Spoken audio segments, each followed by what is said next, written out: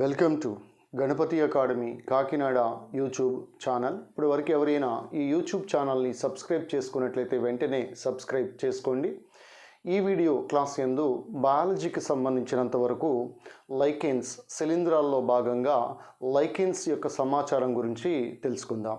So ప్రతి video కూడా మీకు చాలా ముఖ్యమైనటువంటి సమాచారాన్ని మీకు అందించడం జరుగుతూ ఉంది. సో ప్రతి వీడియో నుంచి కూడా మీకు 1 లేదా 2 మార్కులు మీకు ఆయా పోటీ పరీక్షలో అడగటానికి ఆస్కారం అనేది ఉంటుంది. ఇది సంపూర్ణమైనటువంటి సమాచారంగా మీకు అందించబడడం జరుగుతూ ఉంది. అయితే ఇక్కడ మనకి ఈ లైకెన్స్ అనేటువంటి పదాన్ని ప్రవేశపెట్టినటువంటి శాస్త్రవేత్త థియోఫ్రాస్టస్గా గుర్తుపెట్టుకోవచ్చు. ఫాదర్ ఆఫ్ బోటనీ అని పిలుస్తాం. ఈ థియోఫ్రాస్టస్ అనేటువంటి శాస్త్రవేత్త లైకెన్ అనేటువంటి పదాన్ని ప్రవేశపెట్టడం జరిగింది. So the term lichen was coined by Theophrastus. He is also called as father of botany, వృక్షశాస్త్ర పితామహుడు కూడా. అయితే ఈ లైకెన్స్ని కనుగొన్న శాస్త్రవేత్త, లైకెన్స్ వర్ డిస్కవర్డ్ బై తులసిని అనే శాస్త్రవేత్త లైకెన్స్ని కనుగొనటం జరిగింది. అయితే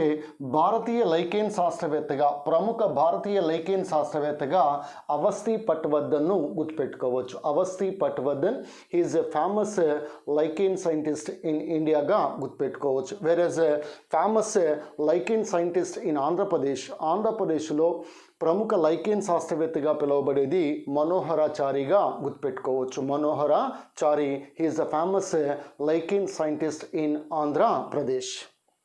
ఇది శాస్త్రవేత్తలకు సంబంధించినటువంటి సమాచారం. అయితే ఈ లైకెన్స్ యొక్క అధ్యయనాన్ని మనం లైకెనాలజీ అని పిలుస్తాం. Study of lichens is called as lichenology అని పిలుస్తాం. అయితే ఇక్కడ మనకి ఈ లైకెన్స్ అంటే సింపుల్గా చెప్పాలి అని అడిగితే ఒక శైవల భాగస్వామి, ఒక శిలీంధ్ర భాగస్వామి, ఒక శిలీంధ్ర భాగస్వామి అంటే ఒక ఆల్గల్ పార్ట్నర్, ఒక ఫంగల్ పార్ట్నర్. ఇక్కడ ఆల్గల్ పార్ట్నర్ని ఫైకోబయాంట్ అని పిలుస్తాం, ఫంగల్ పార్ట్నర్ని మైకోబయాంట్ అని పిలుస్తాం. ఈ విధంగా ఒక శైవల భాగస్వామి, ఒక శిలీంధ్ర భాగస్వామి కలిసి నివసించే మొక్కలనే మనం లైకెన్స్గా చెప్తాం. ఇవి శిలీంధ్రాలలోనే భాగంగా లైకెన్స్ని మనం పరిగణిస్తూ ఉంటాం. అయితే శిలీంధ్రాల వర్గీకరణలో భాగంగా ఈ లైకెన్స్ని పరిగణిస్తూ ఉంటాం. అయితే ఇక్కడ ప్రధానంగా ఈ లైకెన్స్లో థాలస్ ఉంటుంది. ఈ థాలస్ని ఏర్పరిచేది శిలీంధ్రంగా మనం గమనించాలి. ఈ థాలస్ని ఫామ్ చేసేది శిలీంధ్రంగా గమనించాలి. ఈ విధంగా ఒక శైవల భాగస్వామి, ఒక శిలీంధ్ర భాగస్వామి కలిసి నివసించే మొక్కలే సహజీవనానికి చక్కటి ఉదాహరణగా పేర్కొనవచ్చు. వాటినే మనం లైకెన్స్ అని పిలుస్తాం. మరి ఈ సహజీవనంలో ఈ శైవల భాగస్వామి అనేది ఈ శిలీంధ్ర భాగస్వామికి ఆహారాన్ని అందిస్తుంది. శిలీంధ్ర భాగస్వామి అనేది ఈ శైవల భాగస్వామికి ఆశ్రయాన్ని కల్పిస్తుంది.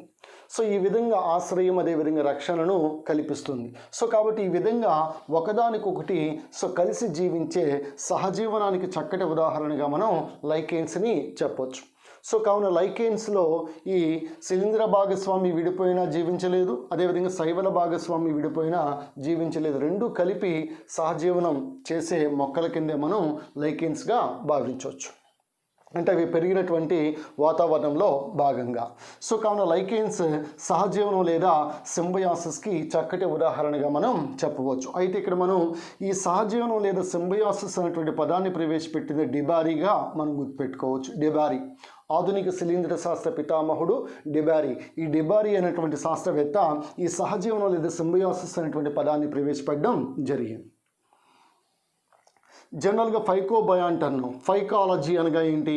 ఫైకాలజీ లేదా ఆల్గాలజీ అనగా శైవలాల అధ్యయనం.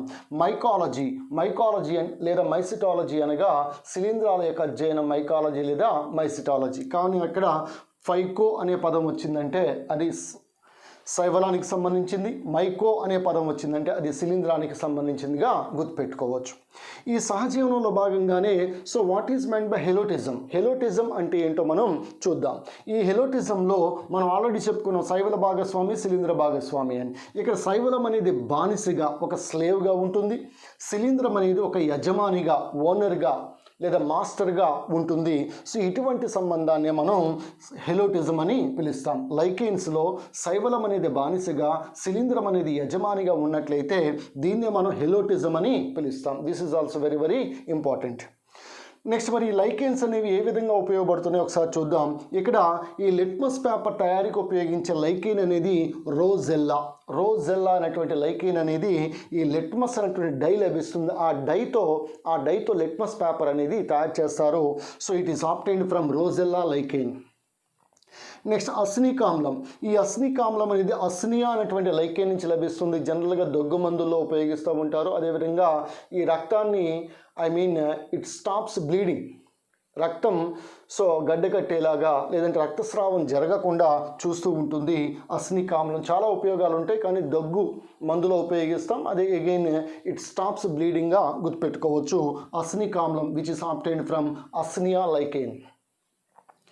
నెక్స్ట్ ఫార్మిలియా అనేటువంటి లైకెన్ని దీన్ని జనరల్గా రాక్ ఫ్లవర్ అని పిలుస్తాం. బిర్యానీలో ఒక సుగంధ ద్రవ్యముగా వాసన కొరకు ఉపయోగించే రాక్ ఫ్లవర్గా పిలువబడే లైకెన్ అనేది ఫార్మిలియాగా గుర్తుపెట్టుకోవచ్చు.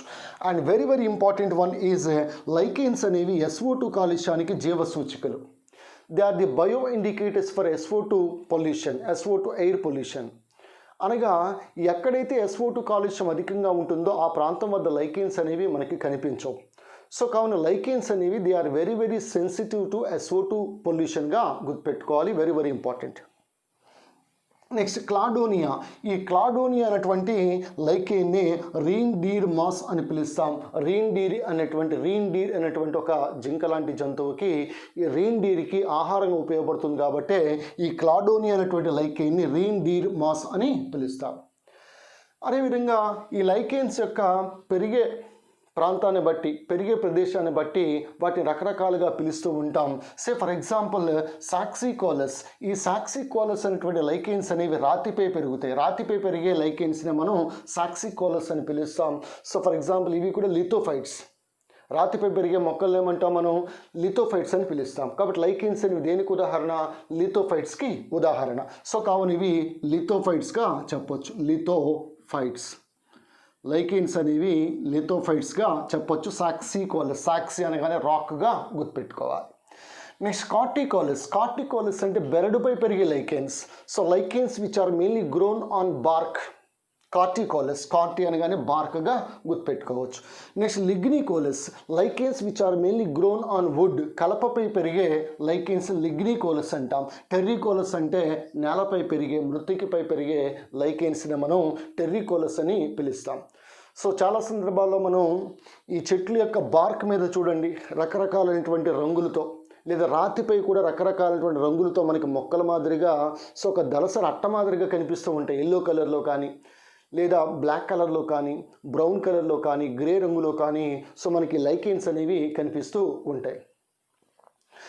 కావున సాక్సికోలస్ అంటే రాతిపై పెరిగే లైకెన్స్, కార్టికోలస్ అనగానే బెరడుపై పెరిగే లైకెన్స్, లిగ్నికోలస్ అనగానే కలపపై పెరిగే లైకెన్స్, టెర్రికోలస్ అనగానే మృత్తికపై పెరిగే లైకెన్స్గా గుర్తుపెట్టుకోవాలి. అలాగే ఇండియాలో ఫస్ట్ లైకెన్ పార్క్ అనేది ఉత్తరాఖండ్ రాష్ట్రంలో ప్రారంభించడాన్ని కూడా గమనించాలి. First lichen park which was started in the state in Uttarakhand. ఇది లైకెన్స్కి సంబంధించినటువంటి సమాచారము. కావున సబ్ ఇన్స్పెక్టర్ అభ్యర్థులు జతపరచుమైనటువంటి దానిలో దీన్ని బాగా గుర్తుపెట్టుకోవాలి. అదేవిధంగా ఈ ఫార్మిలియా లైకెన్ గుర్తుపెట్టుకోవాలి. లిట్మస్ పేపర్ గుర్తుపెట్టుకోవాలి. అతి ముఖ్యంగా SO2 కాలుష్యానికి జీవ సూచికలు లైకెన్స్గా మనం గుర్తుపెట్టుకోవచ్చు. ఈ లైకెన్స్ అనేవి సింబయోసిస్ సహజీవనానికి చక్కటి ఉదాహరణగా కూడా మనం గమనించవచ్చు. లిథోఫైట్స్కి కూడా ఉదాహరణగా మనం గమనించవచ్చు. ఇది లైకెన్స్కి సంబంధించినటువంటి సమాచారం. తదుపరి వీడియోలో మనం ఆవృత బీజాలు, వివృత బీజ మొక్కలకు సంబంధించి ఆసక్తికరమైనటువంటి అంశాలు మనకి దీనిలో రావటం జరుగుతుంది. అత్యంత పొడవైనటువంటి వృక్షము కానీ, లేదా సజీవ శిలాజ వృక్షము కానీ, సైకస్కి సంబంధించి కానీ, అదేవిధంగా ఇతర రకాలైనటువంటి మొక్కలు వేప కానీ, చింత కానీ, మామిడి, ఇలా రకరకాలైనటువంటి ఆవృత బీజాలు, వివృత బీజాలకు సంబంధించినటువంటి సమాచారం తదుపరి వీడియోలో తెలుసుకుందాం.